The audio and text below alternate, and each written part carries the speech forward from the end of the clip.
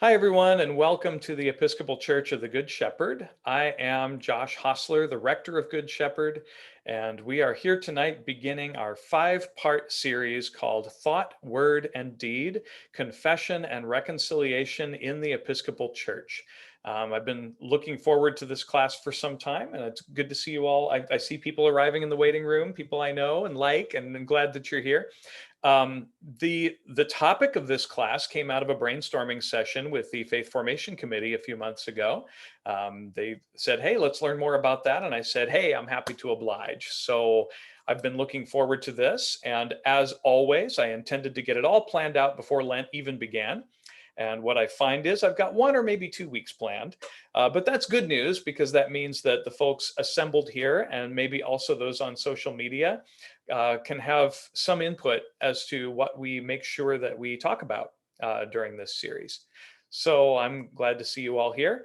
We are recording tonight, but we are only going to record up to a point. And then we're going to turn off the recording so that those of us who are here in the room can feel we can talk a little more freely without inviting the whole internet into our conversation. And maybe we can build a little more rapport that way. So I do want to give you that heads up. So I know everybody who's here tonight, and I think we will take a moment eventually here to introduce one another, at least briefly. But first, a couple of housekeeping things. This is a class about confessing our sins. However, we're not going to be confessing our sins here on Zoom. That's just not a thing we're going to do. So don't worry, you can get that worry out of the way. That's not what we're going to be doing. However, I do hope that at least in the non-recorded section that people may be able to find that they're able to be somewhat vulnerable with each other and hear each other and listen. So be aware that that's a thing that could happen. I would encourage you to bring your whole self to this conversation. Introverts, claim your time. Extroverts, remember that the introverts might want to talk sometimes and give them space to do so. Sometimes silence helps introverts to process and think and speak. I also want to say right at the outset that we're going to make an intentional connection, at least for the sake of those who live locally, to the rite of reconciliation during Holy Week. My intent is that on Wednesday of Holy Week, which is March 31st, I will be available at Good Shepherd to hear people's confessions. After some time of preparation, some one-on-one conversation, if that's something that you would like to do, you don't have to, but we can make a time for that. Furthermore, I want to add that I've spoken with Alyssa Newton, the vicar of St. Columba's in Kent, and she is offering herself and also their other priest, Megan Malarkey, to hear confessions as well. There are good reasons why you might want to make your confession not to your own priest, but to some other priest. There are good reasons why you might want to make your confession not to a man, but a woman. So we wanted to offer lots of possibilities there. And so Alyssa and apparently Megan, I haven't spoken with her yet, are also on board for that possibility. And also know that you can make a confession at any time. It doesn't have to be on March 31st, Wednesday of Holy Week. That's just a time that I'm going to specifically make myself available. I believe at St. Columba's, they have a registration form that you fill out. And so I'll gather some input from you all about whether that would be a helpful thing. So those are our housekeeping pieces. And just real quick, I would love for people to unmute one at a time and don't go into great detail, but just say who you are and what congregation you're with, because I know that we have more than one congregation represented here. Or no congregation is fine too. That's totally fine. Or say how you know how you came to find us tonight. How you came. So we'll keep it really brief, but we'll do it by mutual invitation so we can be sure to bounce around and get everybody. Nobody is forced to turn on your camera. You don't have to, but we would love for you to introduce yourself if you're willing. So I will start. I'm Josh. I'm the rector of Good Shepherd. I said that, and I will invite Elisa to go next. I'm Elisa, and I am from Good Shepherd, Better Way. And you get to invite. I'll invite Billy. I am Billy. I am from Good Shepherd. And Billy, who will you invite to go next? You're on mute, though.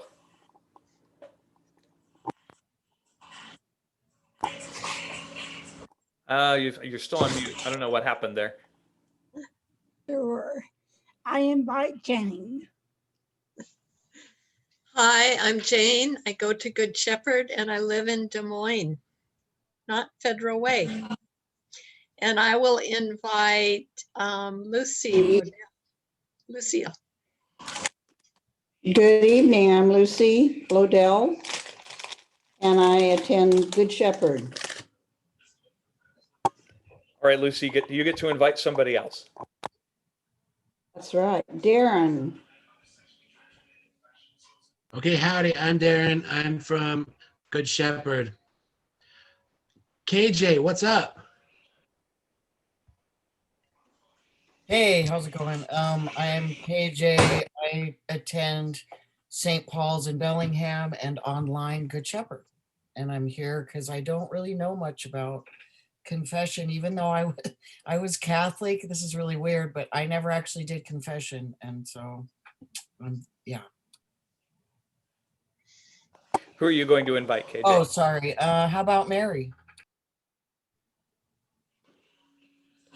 Hi, I'm Mary Aaronin, and I go to Good Shepherd, Federal Way. I live in Federal Way. And how about the Paydens? Thank you. We are Bruce and Anita Payden, and we are also members at Good Shepherd in Federal Way. We invite Karen.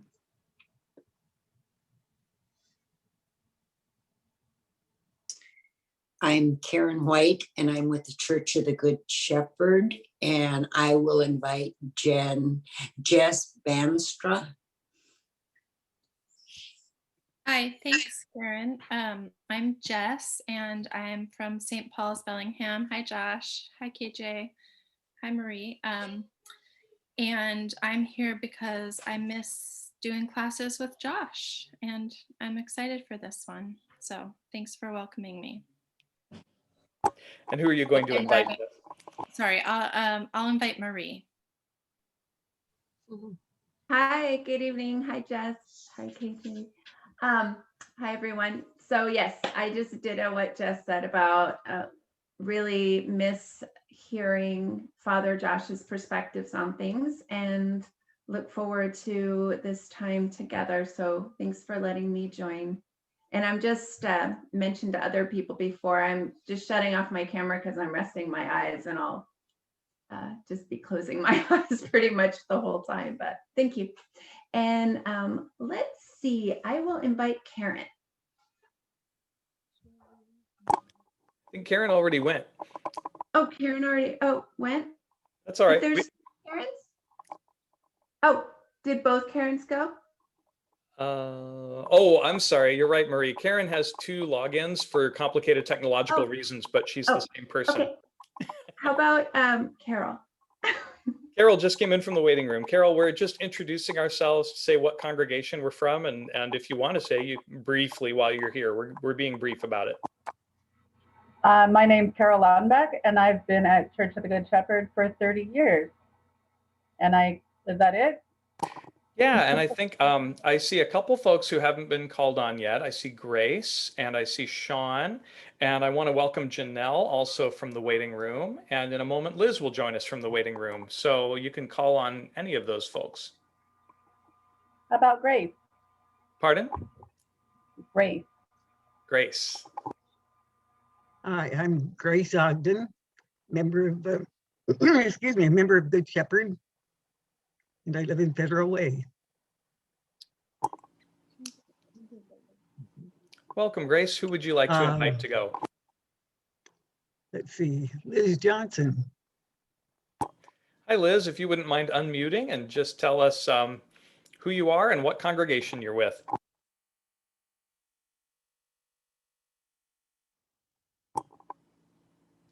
And if that doesn't happen, that's okay. I'll say there's Liz. Hi, Liz. There you are. Say something. What am I supposed to say? Are you and Preston there together? We are. Unfortunately, we just started dinner. Oh, okay, no problem, no problem. So Liz and Preston, we're glad that you're with us. And because folks have been floating in, I will call on the next person. And I wonder, did Michelle, did you go yet?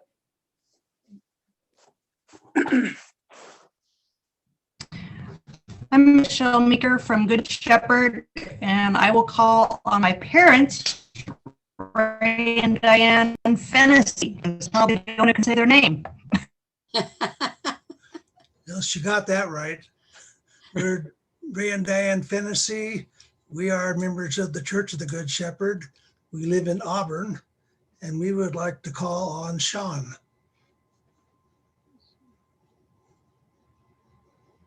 Hi, I'm Sean. I am from St. Martin's of Tours in Fife, and I'm here because I think this would be a really great topic to be a part of. And oh, there's so many people. I don't know. I think only Janelle hasn't said hi. Okay. Am I right about that?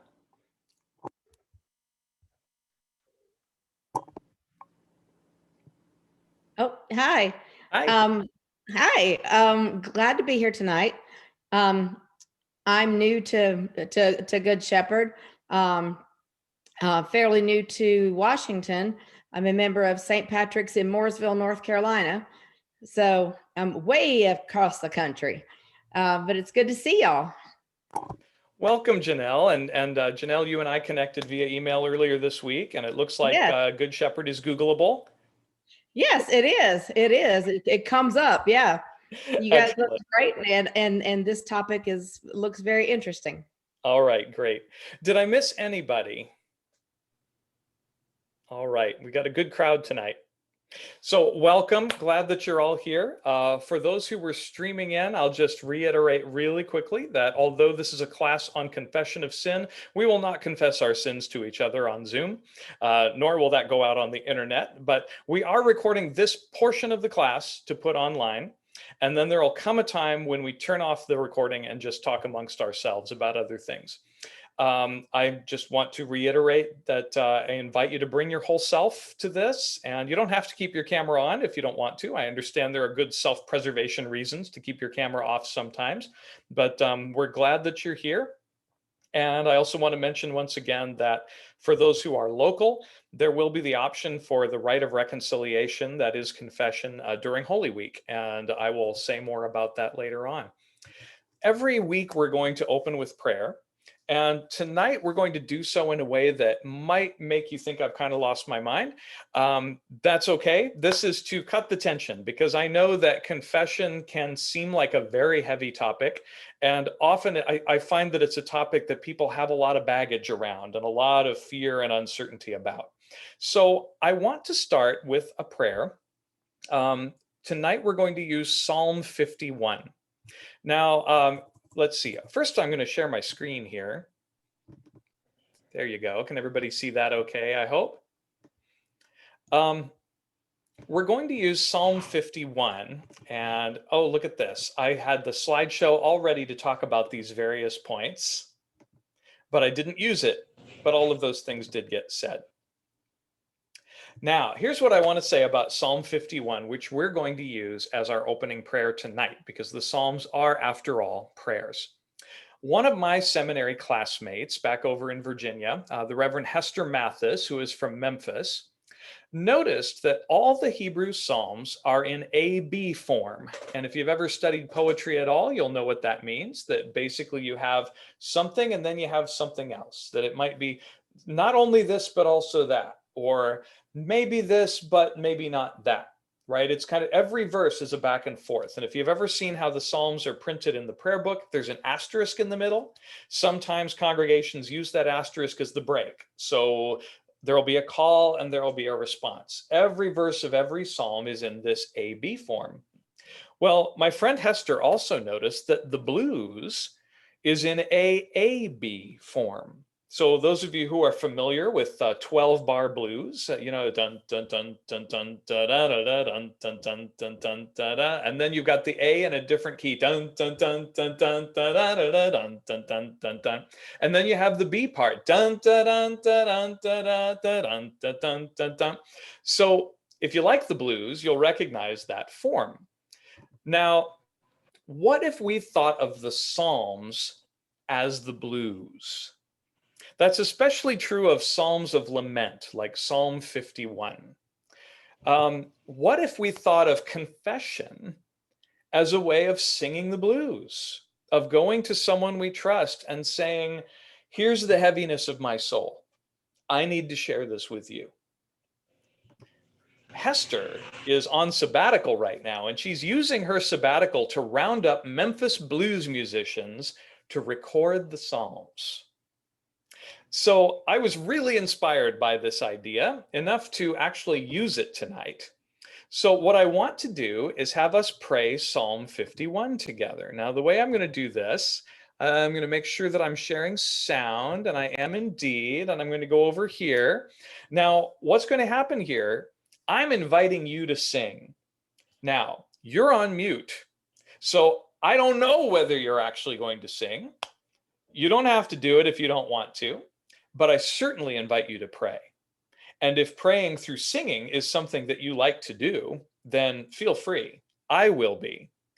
And the other thing about this, though, is that it's a prayer. It's a common prayer together. It's not me performing for you. However, I'll sing the first couple of verses just to give you an idea of what you can do with this. And then I'll mute for a while. And then I'll come back on and maybe sing a couple more verses, and then I'll mute for a while. The idea is that if you're not singing it, maybe you're speaking it. Maybe you're getting into the groove of this kind of prayer. I've never done this before with anybody, and I don't know how it's going to go, but I'm ready to start. Sound good? Here we go. Let's give it a try. Whoops, that is the wrong song. I'm sorry about that. I had a technological glitch that I will now fix. All right. And there was one more thing I wanted to check. What was that to make sure that this is going to work? Oh, yes. I wanted to make sure that I turn on original sound. Pardon me. Sorry. I need to do this. There we go. So you'll be able to hear me well. I'm going to share screen again, figuring out these technological problems. And still learning things about Zoom. Okay, now I can share. I'm sharing both video and audio at the same time, so it's a little tricky. Okay, here's some 12-bar blues for our psalm. Hear that okay? There's the A, and there's the A in a different key, right? We're still on the second A, and then we go to the B. Okay? So 4 bars for A, 4 for B, 4 for A, 4 for B. Have mercy on me, O God, according to your loving kindness. Right? Have mercy on me, O God, according to your loving kindness. In your great compassion, blot out all my offenses. Give it a try. Wash me through and through from my wickedness. Wash me through and through from my wickedness. And cleanse me from my sin. I'll do one more before I mute, okay? For I know my transgressions. Oh Lord, for I know my transgressions. And my sin is ever before me. Can you believe this works? One more. Against you only have I sinned. I see some of you singing the blues. Against you only have I sinned. And done what is evil in your sight. Okay, now you're not going to hear me.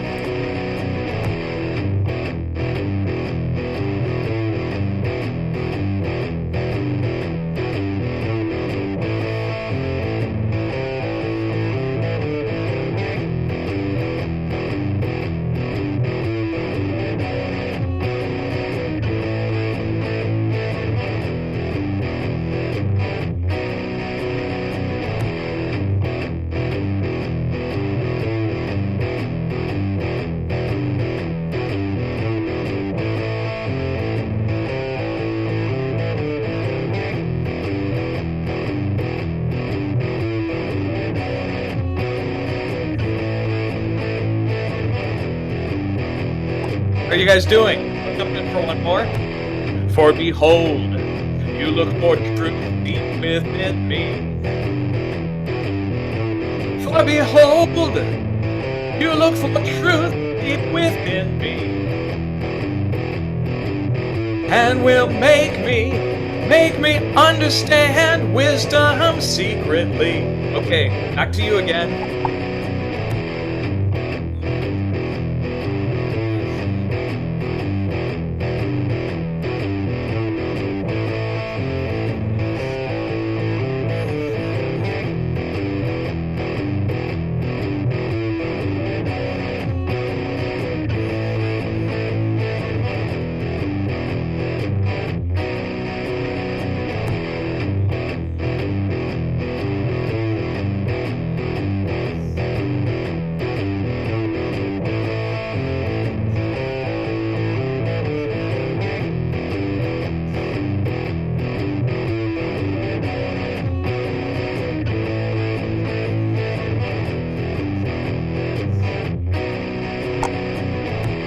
Hide your face from my sins.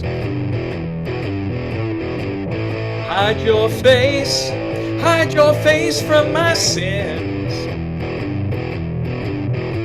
And blot out all my iniquities. Does anyone feel courageous enough to unmute and sing? Go for it.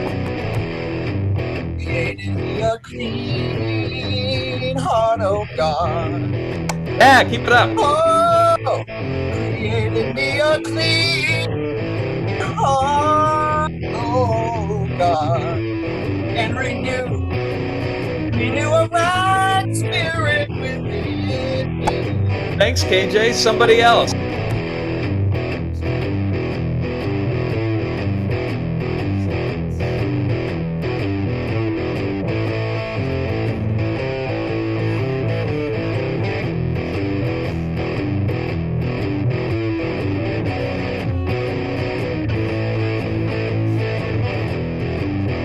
Anyone gonna go next?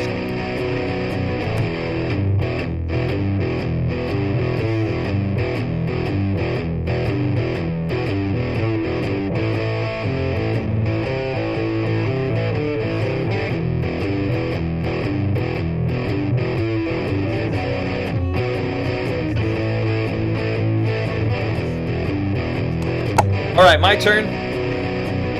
I shall teach your ways to the wicked. I shall teach your ways to the wicked. And those sinners shall return to you. Somebody else, if you're willing. Deliver me.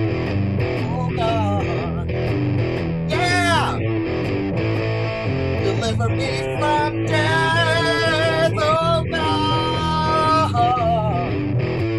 and my tongue shall sing of your righteousness, oh God, and my salvation.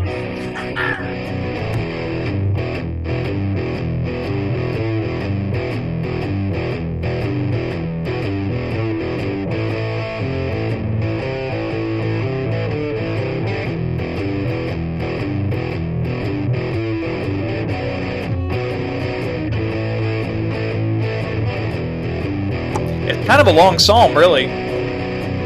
Had you desired it, I would have offered sacrifice. Oh, had you desired it, I would have offered sacrifice. But you take no delight in burnt offerings. I didn't do that great on that one.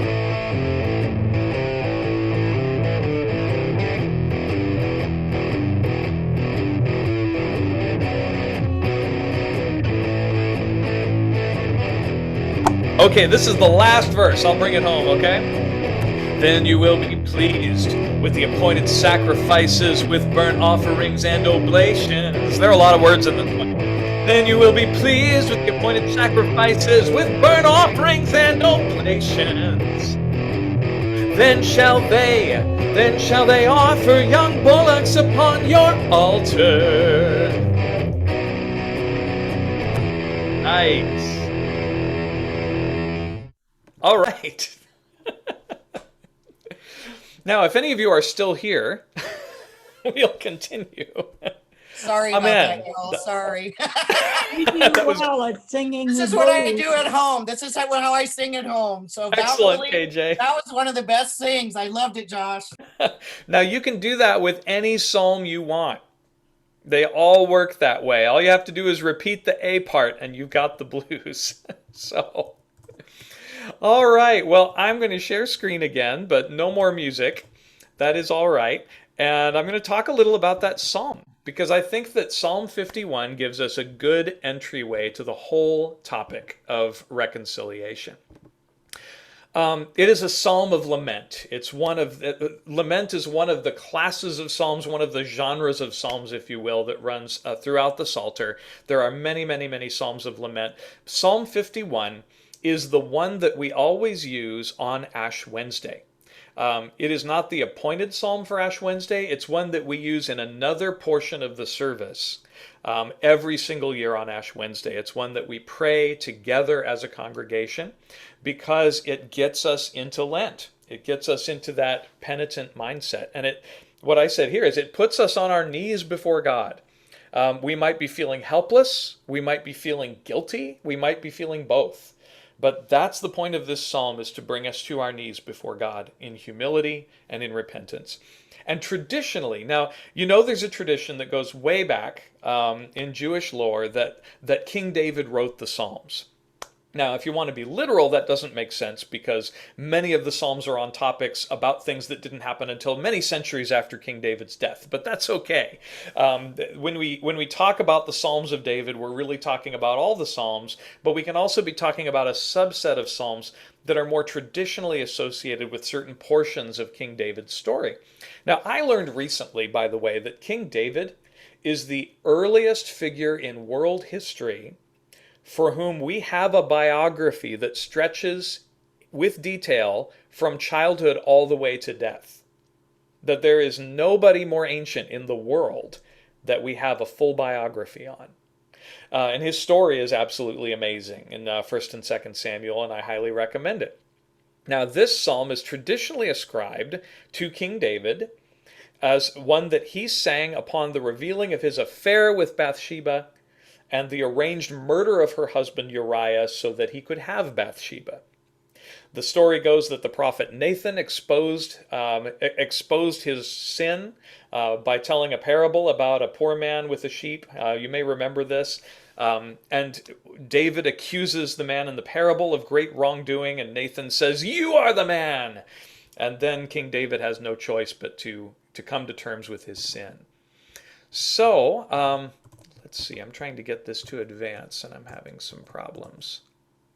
How do we do that? Ah, there we go. Now, what I notice about Psalm 51 is that the psalmist enters into this state of penitence fully expecting God to forgive his sins. There's no doubt. There's no doubt in his mind that this is going to be the outcome. He's audacious in this penitence because he knows that when it comes to God, it's not about rules, it's about relationship. In the same way that a child with a good parent knows that the parent will forgive the child for wrongdoing. It doesn't make the psalmist any less sorry. It doesn't make the psalmist any less in the wrong, but we can see in the words that he knows God's going to forgive him. And this is rooted in God's covenants with Israel, starting with the covenant to Abraham, the covenant to Moses, all the way down to the covenant that there will always be a descendant of David on the throne. God's covenants with Israel are admittedly transactional, right? God makes a deal with the people. You follow my laws, and I will be your God, and you will be my people, and we'll be in this relationship together. And then the people break the laws over and over and over again. And God keeps saying, I'm still with you. I'm still with you. I'm still with you. I'm angry. I'm frustrated. I wish you'd come back to me. I'm agonized. But that anger and that agony are part of the relationship. So there's a transaction about you keep the rules, I'll be your God. But it's all within the context of a relationship. It is a starting place, and it's groundwork that God lays with the people to establish trust. Much the same way that parents have rules for their children. It doesn't mean that the relationship is all about the rules. The rules are there to create a groundwork. The psalmist knows that he has a tendency to screw up. You'll remember that there's a verse where he says, I have been a sinner from my birth, even from my mother's womb, I've been a sinner. And that sounds to me very much like what St. Augustine of Hippo would later call original sin. I was getting into an argument with some people on Facebook this week about whether we have original sin in the Episcopal Church. And these people were saying, no, we don't have original sin in the Episcopal Church. And I said, well, it's not like we ever actually got rid of the concept. We didn't actually excise it from our theology. The thing is that we tend to talk about it in terms that carry less baggage for people than they might have had in other situations. And for my money, I think original sin is self-evident. I mean, this is another parenting metaphor, but if you're a parent with a child, do you really expect that your child will never screw up, will never do any wrong? No, on the contrary, you believe your child will mess up. That's part of the human condition. And so Augustine of Hippo would call that original sin. He would codify it as being a sort of a disease that Adam and Eve caught and that they passed on to their children, which you don't have to look at it that way, right? I mean, that's we have modern biology. You don't have to do that. But the notion, I think it's still a helpful lens. It's not so much a dogma as it's a helpful lens. And you could say our tendency to fall short is what gives us the blues, right? The psalmist asks God to create in me a clean heart. Very famous passage of scripture, create in me a clean heart. And I find it important to notice that the Hebrew word here for create is the kind of divine creation that humans can never accomplish. I put the Hebrew word at the bottom there. The word is bara. And nowhere in the Bible does any human ever bara. Only God does that. That's the word the psalmist is using here. Create in me, bara. Do a divine creation of a clean heart for me. It's almost like you've got to throw away this tainted heart and replace it with something else. And indeed, that might call to mind passages from Isaiah and Jeremiah about, I will remove their heart of stone and give them a heart of flesh. It's kind of a similar thing, asking God, give me a heart transplant. Take out this ruined heart of mine and create a new one for me. This is the kind of creation through which God creates the world in Genesis 1:1. I also noticed that the psalm ends with references to temple sacrifice. And it's worth noting that, it's all too easy to assume that when we talk about temple sacrifice, well, that's Old Testament. And when we talk about moving beyond temple sacrifice, that's New Testament. But we should notice that throughout the Psalms, and also really throughout the whole Hebrew canon, there are two threads running simultaneously. One is a yearning for the proper ritual sacrifices of the temple in a restored Israel. You'll know, time and time again in the Old Testament, the Jews are not in their homeland. They wish they were, and they wish that they could be in their temple and that they could be offering the proper sacrifices to God in the temple. That's one thread. The other thread that sits next to it, and not always comfortably, is the acknowledgement that these sacrifices do not in themselves cause God to forgive sins. We don't make sacrifices to appease an angry God. That may have been the original instinct. That may be where it came from as the Jews were starting to differentiate themselves from the other Canaanite religions all around them. But eventually the Israelites came to understand that the sacrifices were part of the relationship, part of the deal of the relationship, in the same way that a family having dinner together every night, with very few exceptions if possible, is part of the building of the family bond. And so part of the heartbreak of Israel is, we are a conquered people, we don't have a temple right now, we can't do the thing that gave us these relationship feelings, that drew us closer to God. And so these two threads sit next to each other and they might seem to be contradictory. We need a temple, we don't need a temple. Both things are true at once. And indeed, in the year 70, in the Common Era, when the Romans sacked and destroyed Jerusalem and its temple once and for all, at that point, Judaism would have to reinvent itself permanently as a religion without a temple. And so for 2,000 years, Judaism has been a religion without a temple. And that became possible because there was already this understanding present in the Hebrew Scriptures, and especially in the Psalms, that the temple is not the thing that assures the relationship with God. Now, we're Christians here. We add our own depth to this Hebrew psalm, and that is Jesus' forgiveness of all sin once for all from the cross. When the temple was destroyed in 70, it affected the Christians too, because they had been worshiping in the temple alongside the Jews who were not Christians. You had Jewish Christians, non-Christian Jews, and you had Gentile Christians. The destruction of the temple impacted all of them. But Christians had this theology that Jesus has forgiven all sin, and they carried through this thread from the Hebrew Scriptures that demonstrates that those temple sacrifices were already not the thing that was forgiving sins. So all of that is in Psalm 51. And with that, I want to take a few minutes just to ask you this question. And I'll also put this question in the chat so you can see it. And this will be for the public portion, and that's okay. I will turn off the recording after a while.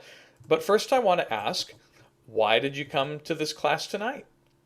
And what questions do you hope we'll explore in depth? I figure these are some good questions that can be asked on the internet. So feel free to unmute and tell me what do you hope to learn, and what questions do you hope that we have time to explore in depth?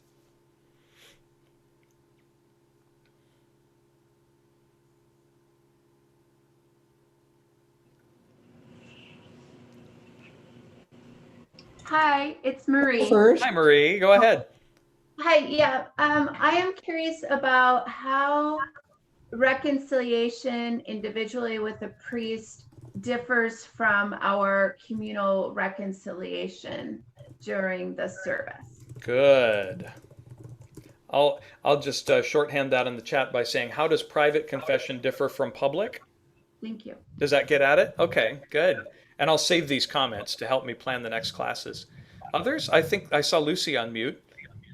Right. I was just curious about the whole process. The word reconciliation always interests me for various reasons, but we went through this once as a congregation after we had some congregational problems, but we never thought of it as confession, or maybe somehow I didn't pick up on that. Okay, so you're wondering what the word reconciliation, the word confession, how are these linked together, or must they be? Is that kind of what you're getting at? Well, I'm realizing they just reach further than I had ever thought. Okay. They reach further than I had thought. Okay, all right. I'll play with that. Thank you, Lucy. And Sean?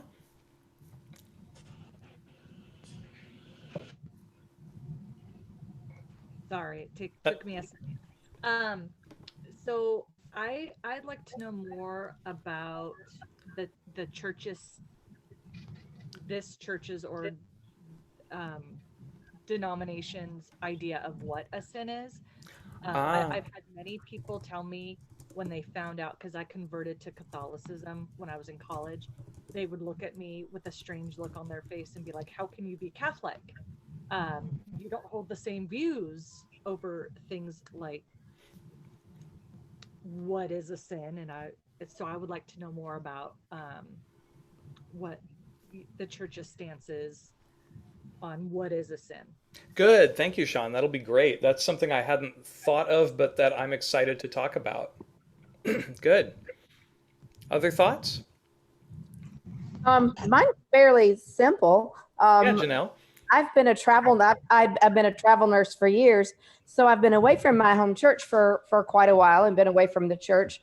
So now that I've settled down and planted roots here, it's just a time for me to reacquaint myself with the Episcopal Church and our thoughts, beliefs, and to get to know Good Shepherd and see if this is where I want to make my church home.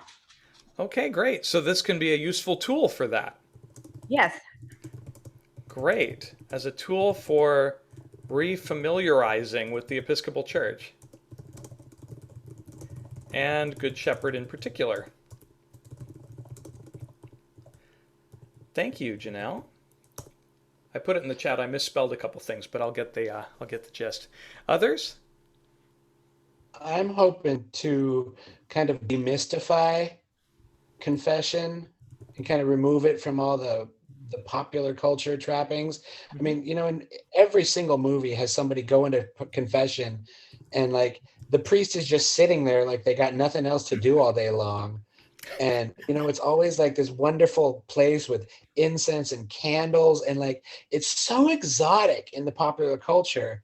But I think that stuff misses the point. I'm sure it misses the point because I think it's actually a really important psychological tool. Yes, good. Thank you, Darren. And if you watched the Netflix series Fleabag, did anybody else watch that? I thought it was all okay. A couple, maybe just. Am I the only one? Am I the only one who watched Fleabag? Oh, okay. Janelle's hand is raised. I want to watch it, but I haven't seen it yet. Okay. I mean, there's a cringy situation involving confession booths, and it just makes me go, oh, boundaries, boundaries, boundaries. So yeah, I hear you, Darren. We'll remove it from Hollywood and look at it for what it is. Good. Okay, others? There's the M&M commercial right now where the guy hands the priest M&Ms when he comes out of the confessional. Oh, I haven't seen that. So I thought maybe we should bring M&Ms. That sounds good. I'm always in favor of having M&Ms on hand anyway. All right, Michelle? Michelle? So coming from almost 40 years of Catholic for 40 years, and then going to Episcopal when it was no longer a requirement that you do it twice a year, I haven't explored it at all in the Episcopal Church. So something new. But everybody else has come up with the better questions than I had. So good. We'll go with those. Pardon?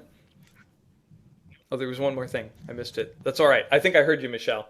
Well, and I'll mention too, I mean, there are a few folks here from St. Paul's Bellingham, and I was at St. Paul's for 4 years, and I actually heard quite a few confessions in my time there. I think that's because there's just more of a culture of it there. That may have something to do with the architecture, which looks very, very Catholic, I think. There's the whole rood screen. I mean, it looks almost European Catholic with the high altar and everything. But it's always, St. Paul's felt to me more like a high church, Anglo-Catholic, a little more like that as far as the Diocese of Olympia goes. And Good Shepherd as significantly more of a quote-unquote Protestant-leaning Episcopal church. So I'm not surprised. And I'm excited to do some familiarizing with the concept. Okay. I'm wondering how a person like can get over, like I'd be too nervous, even though like, for instance, I know you and you know me pretty well, yet how does one get themselves to do that? And, or like, I'd be afraid of the person I told that it would change their view of me, Right. you know? Right. Yeah, we'll definitely talk about that. We'll talk about boundaries, and we'll talk about power dynamics, and we'll talk about emotions that go into this whole process for sure. Thank you, KJ. Okay, any others? And I also want to invite anyone who's watching this recording later on, if you also have things that you would like to see us cover in this series, add them to the comments on Facebook, or just contact me directly in the next week, and we'll be sure to add those to the list. Yeah, Diane, I see your hand. I was an old Catholic, but you're not embarrassed because you know you're going to feel better afterwards. It's kind of like asking anyone to forgive you. You know, we all make mistakes. And I think it came when we were so young. You know, we would say, oh, I ate candy. You know, you don't start with well, there is a joke that one little boy said, he was in confession and he said, I committed adultery. And he says, I don't think so, son. But you start so young that you don't have that bad of, you know, you lie or you stolen something, but it teaches you your conscience to be aware. And I think that kept you from being embarrassed about it. But, you know, it's different strokes for different folks. Yeah, yeah. So I'm hearing a lot about the emotions of it. I'm hearing a lot about the mechanics of it. We'll certainly talk about both of those things. In one of the weeks, I haven't picked out which one, we will actually open up the Book of Common Prayer and look. There are two different rites of reconciliation. And the penitent, that is the one coming for confession, gets to choose which one they want to use. So we'll compare and contrast the two of them on one of these nights. Good. All right, anything else? Okay, so I promised I'd set aside some time for just us without the recording, and that's the incentive for coming to the Zoom room, is that we get to be a little more personal if we want after the recording's turned off. So I'm going to do that now. I'm going to thank those of you who are watching online at whatever time in the future you're watching this, and again, leave comments or contact me if you have questions about this. Thanks, everyone.